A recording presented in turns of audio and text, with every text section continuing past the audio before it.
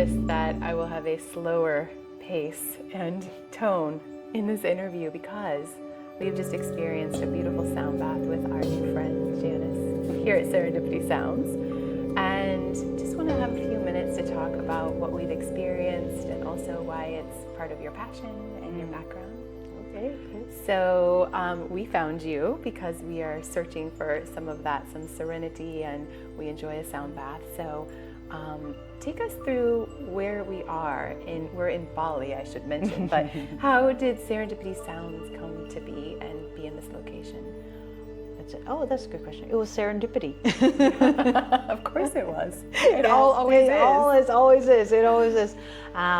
Well, I was a city person my whole life, and through a series of fortunate events, now I could say that, I quit my corporate job, and I was actually seeking for something, where there was another job or another opportunity, but not in Bali, right? It was never in my reality to think, oh, I could make something work like this.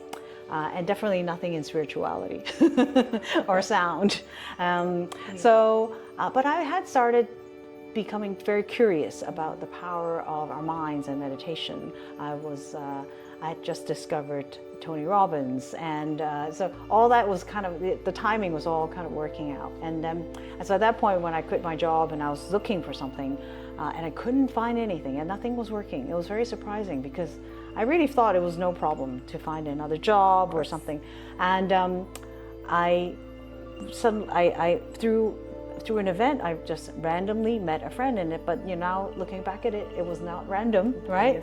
And he was saying, I healed myself, and I think I have an idea on how to bring people out and on retreats and help them out. So that was the catalyst. So he said, would you like to work together? And I said, I would love to work together. And but he says, you've got to move out of Singapore and move to Chiang Mai. And I was in my mind, no way, no way.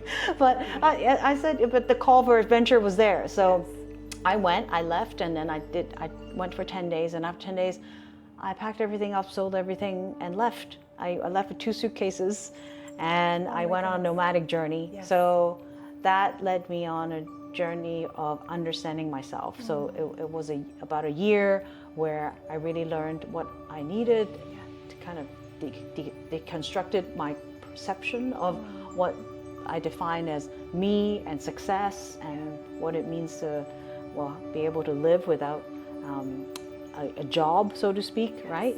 And then I was living seasonally, so we were in Chiang Mai, and then Vietnam, and then I ended up here in Bali, and that was when I parted ways with this friend. So we didn't actually end up building anything at all, but I learned a lot about myself.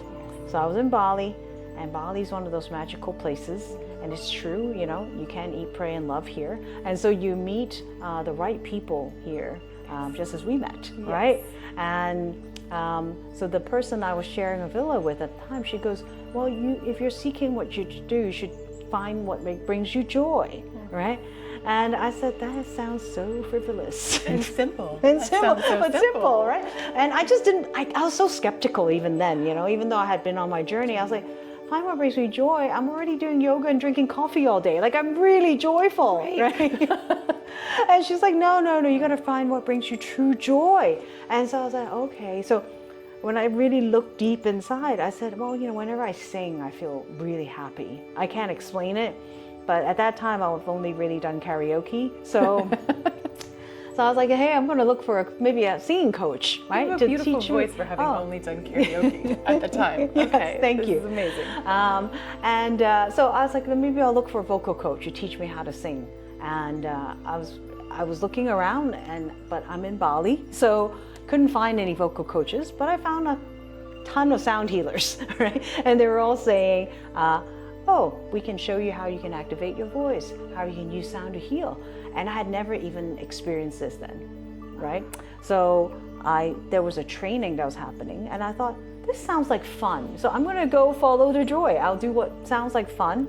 I signed up for the training, and after 2 weeks, I realized that, I can sing, I don't have to be a musician to do this.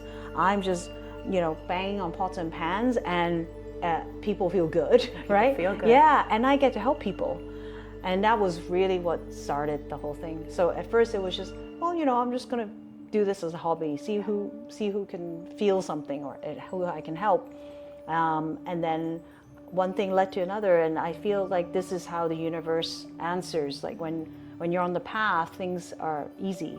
Like just opportunities come, and so I ended up moving into this compound. I met my beautiful landlord, and he actually experienced a sound session, and he says, what you do is amazing, so I'll build you a studio. So I was like, what? He built the studio. Yeah, he built the studio for me. He saw what you were doing. Yeah. And then it worked, and it was helping him. Yeah, and then he was like, I'll build you a studio when the pandemic's over. So you can serve more people. Yeah, and that was how it all happened. And he followed through with his words. And I don't even need to ask you any questions. You just provide. I will ask a few questions, but that is a beautiful journey. And you said the word seek a couple of times. So I'm curious, in those moments of seeking, but knowing that things were opening for you and being provided, what were you tuning into then? Because that was before sound, before sound healing. So what, in those moments, what were you using to anchor and be grounded and trust that you were following the path? So it is natural to feel fear and to have a lot of stress in those moments of anxiety. But what I did was actually I really focused on trusting, right? And doing what kept me happy. So that was really, it really was what helped a lot. And the trusting part comes with baby steps, right? So it wasn't just, I'm going to trust the universe. Because when you don't have validation, it's also very difficult to do that. And I see a lot of that. People are like, oh, it's easy to say trust, but I don't have any signs or signals. Yes. So you start trusting with the little things. Yes. Be right? open to things being open. Yeah, exactly. A signal right. Or a exactly. symbol. Exactly. Yeah. Right. So some might say, oh, well, you're just taking everything as a sign. But it's like, no, everything is a sign. It's kind of a sign. When it's working, yeah, it is. When it's working, everything is a sign. So the fact that I was like, okay, and actually practicing, I did journal and journal gratitude for all that time, and just focus on what I could focus on. Yes. Right? What can I appreciate? What can I be grateful for? Yes. What are the uplifting things I can focus my attention? And that really, really helped. Because what we put our attention on is what's reality. Grows. Yeah, it grows in and, reality. Yeah. From Bali to beyond, subscribe and discover the world with us, one story at a time. This is Frenchitivity.